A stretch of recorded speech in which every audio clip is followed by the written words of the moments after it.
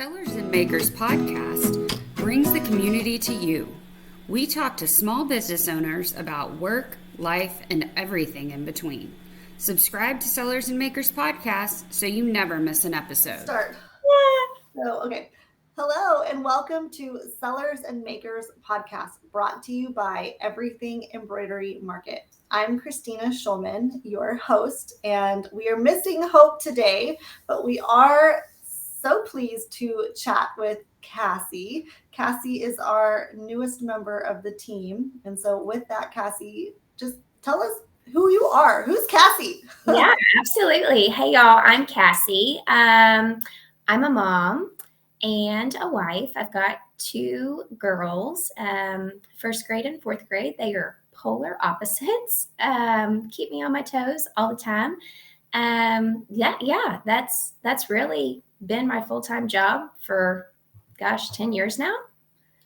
10 years, but also you do a lot of other things besides just be a mama, right? Well, yeah, a little bit, but a little bit. We dabble in real estate on the side, so I'm always looking at, investment opportunities and stuff like that. But yeah, Well, yeah. So that's part of what made me think you'd be a really good fit here was, although you're not necessarily familiar with the different aspects of weren't familiar with some of the different aspects of our industry, you are creative and you have an eye for putting things together, because that's what you do, right? You like to create new spaces or go into an existing space and change it. Yes. So you are definitely a creative, and I feel like that's kind of what our industry is. We like to make new things. We like to fix is not the right word, but alter existing things and make them a little bit more beautiful or fit whatever it is that we need. So anyway, welcome. We're so glad you're here. Okay, so Cassie is taking over for Norma. I know we've kind of introduced Norma in the past for Everything Embroidery Market. Norma never actually came onto the podcast, but we have Cassie here, and Cassie is now our vendor coordinator for Everything Embroidery Market.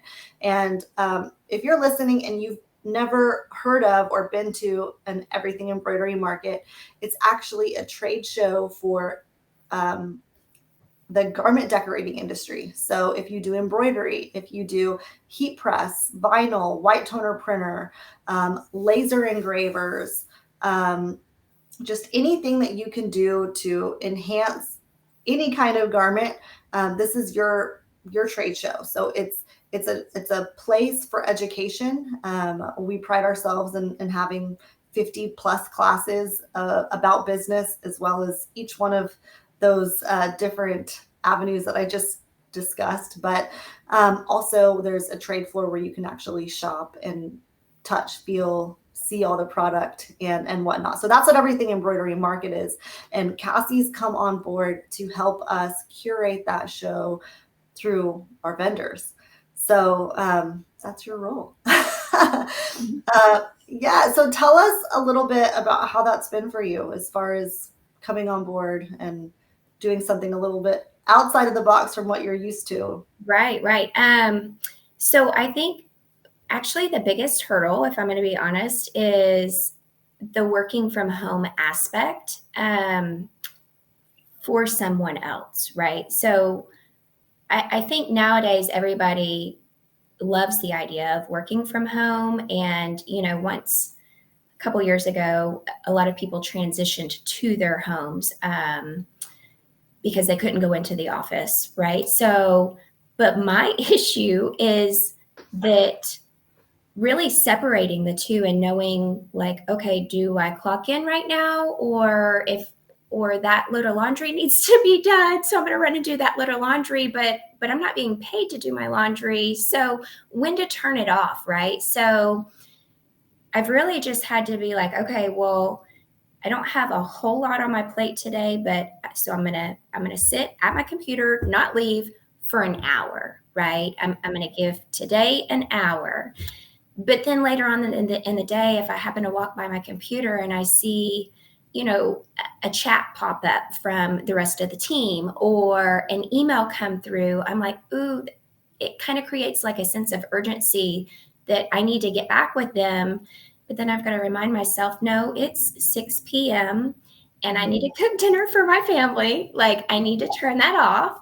So, and it can wait till tomorrow, right? So that's been the biggest issue is, it's new. It's a learning curve. So it's going to take some time, but really devoting time for strictly work. And then when that's done, I'm done. Right. Right. Well, and so I think that's a really awesome topic to talk about because I would imagine most people that are listening to this either have a small business or want to have a small business, or if they don't, they're probably a mom that's trying to multitask different things. And just throughout the years of being a business owner myself, that's something I've personally struggled with, and I've heard over and over and over again. Work-life balance. When do I do this? When do I do that? And Right. I can only speak from my experience, but I wanted to be a business owner so that I could be present for my family when it was time, right? I wanted to be able to go to those games or go to whatever and not feel just to feel like I could, right? And I want to be fully present when I'm there. It is hard when that email dings or, that my phone's dinging all the time, whether it's a Facebook message or a text message. Some of our awesome customers do have my personal number, or it's an email, or sometimes it's just a thought that goes in my head for whatever reason. My ADD is going crazy and I'm at the ball game and I'm like, I forgot to do this. Or, you know what? That's a really good idea. Someone says something or they're wearing something and I'm like, that's so cute. We should make something like that. And Right. I don't know how to turn it off. But that was one thing that we had a conversation when you started, that just because I'm sending you a message at 6 p.m. doesn't mean I want you to reply. I actually don't. I want you to set the boundaries. Mm-hmm. And that is because that is one of the beauties of a work from home position. Oh, absolutely. Is that you can, right? Right. For me, it's like you set your hours. And I mean, Hope is, the other half of this podcast most of the time. And I was up this morning. I woke up at 3:30 in the morning and I haven't gone back to sleep, which whatever, couldn't turn off my brain. Yeah, couldn't turn it off. So I sent a message, we have a chat, hopefully it doesn't go to your phone. Hope doesn't have, or she says it doesn't go to her phone. She only has it on her computer. So she only sees it when she's actually sitting down to work. So It's like 4:40 in the morning. And I sent a message because I was like, I can't forget this. Like just one little message. And then when I talked to her this morning, she was like, you were up early. I was like, yes, but I hope, she didn't reply right then. And I would never, ever expect anyone to be crazy like me and up at that time, but sometimes I am. I work at midnight, but I may not work all day long because I'm with my kids. Or something happens and I can't work for a day and a half, but then I put in the hours. It's odd hours, it's a couple hours here or a few hours there. And that's why that's one of the biggest perks to me is being able to kind of do it. Yeah. Do it when I need to do it or when I want to do it. Although it is hard to turn off. It's very hard to turn off.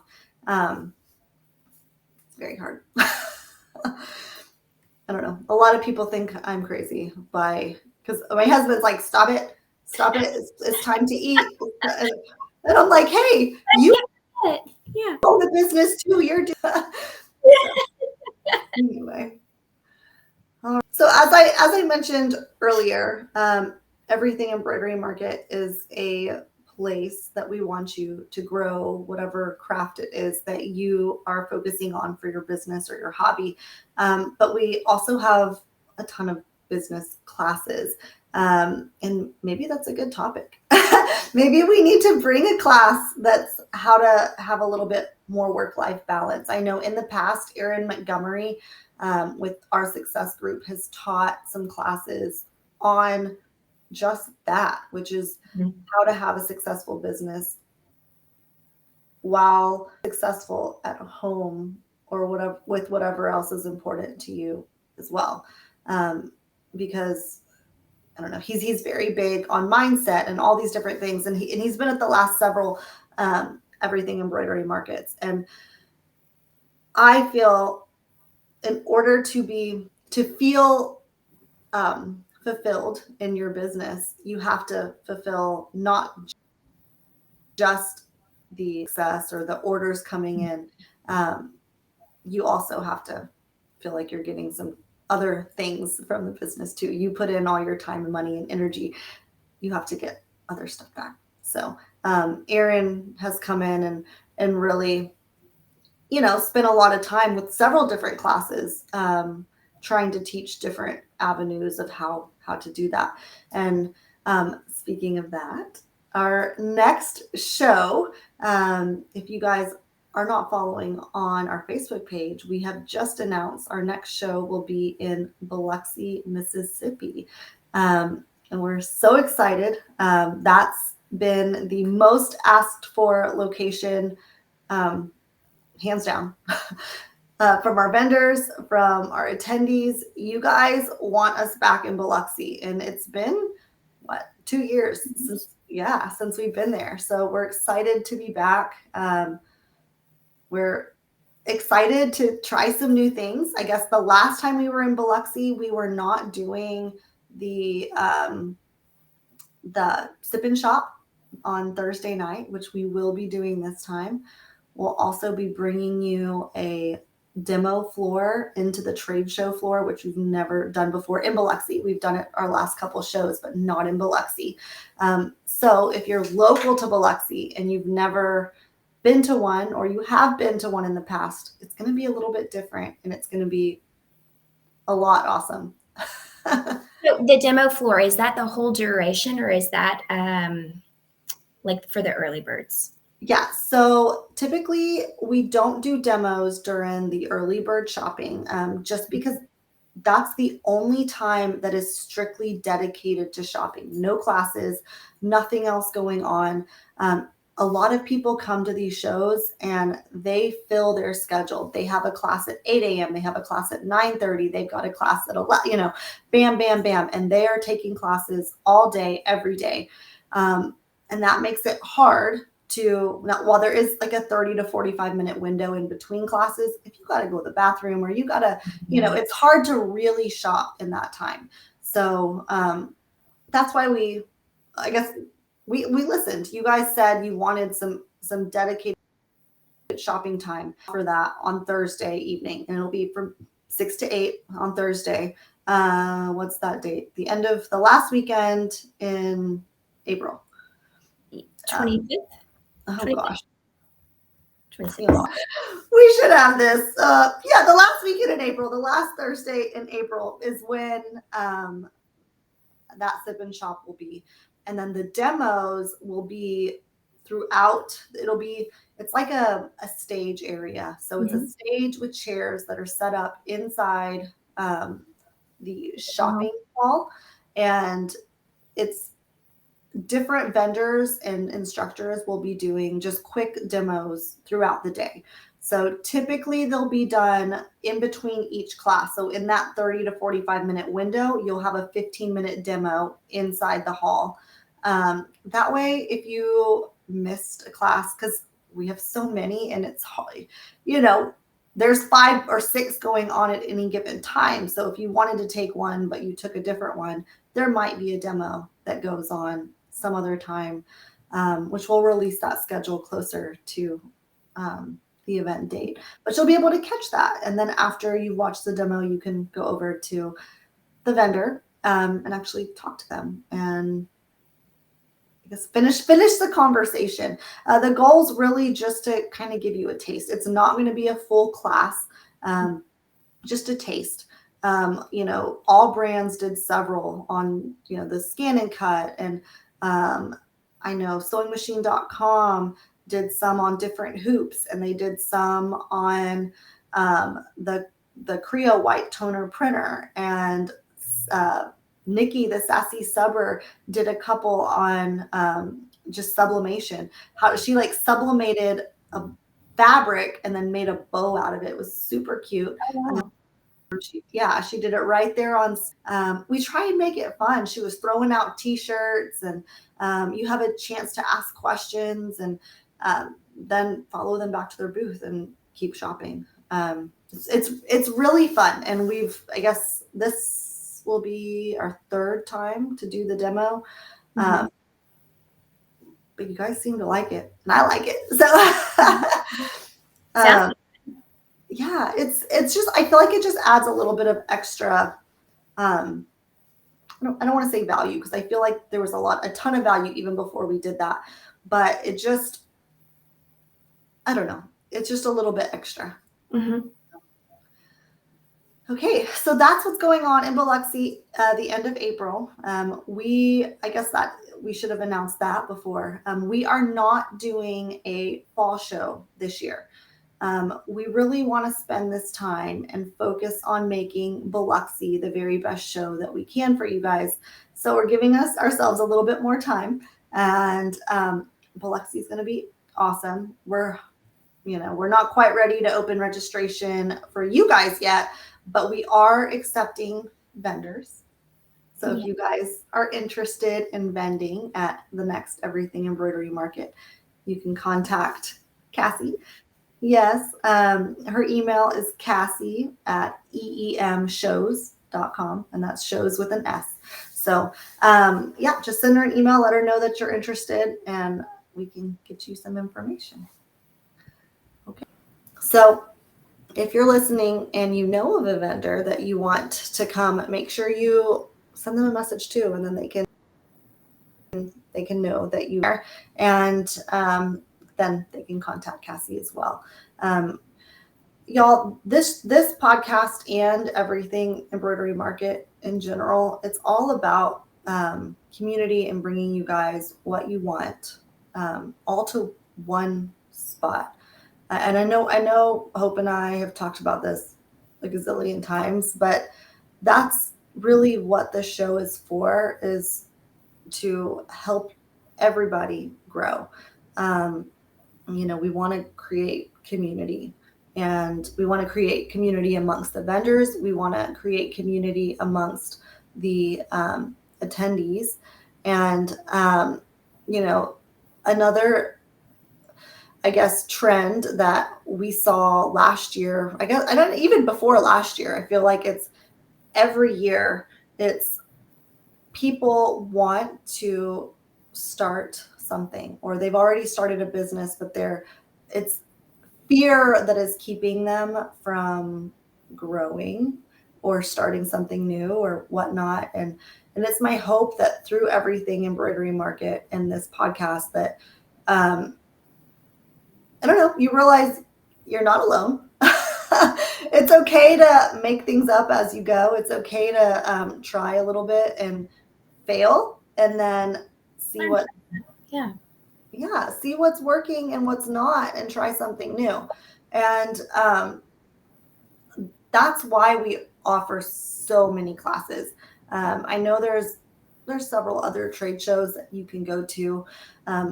Some are bigger as far as more vendors. All of us, all the shows, I say us, all the shows are a little bit different.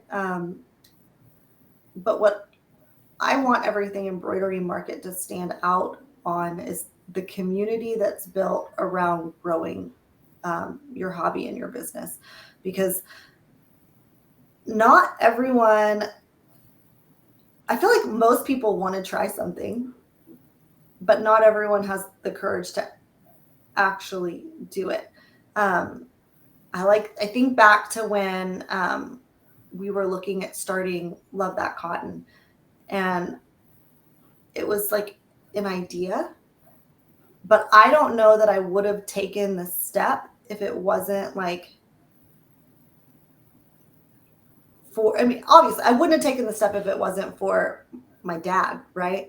So if you haven't listened to the first podcast, that tells you kind of the story of why we started Love That Cotton, and then in turn, EEM.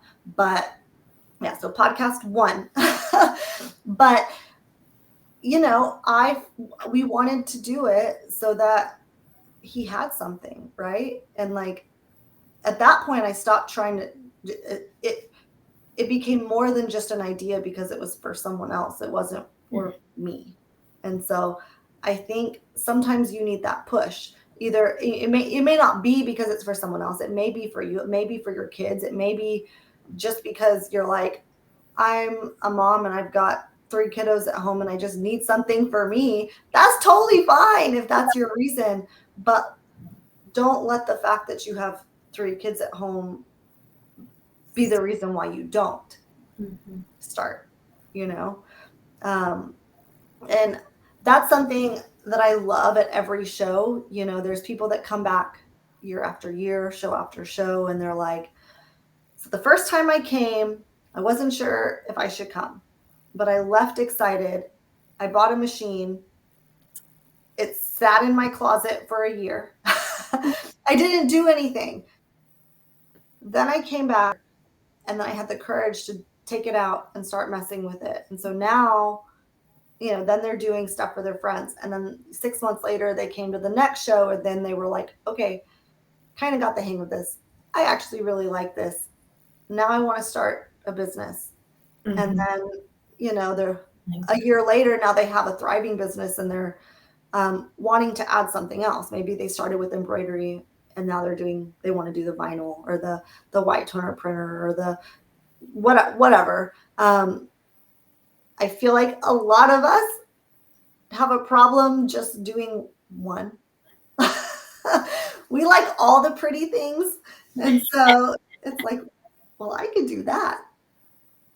Right? Right. I mean, and once you master the first skill, you're up for the challenge of the next, right?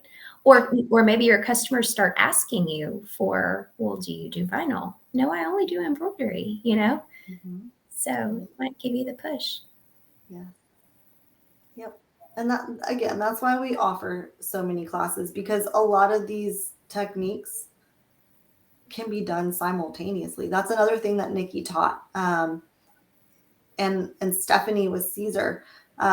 You can marry sublimation with embroidery. You can sublimate onto an embroidery project, or you can have a sublimated item that you sublimated and then add embroidery to it.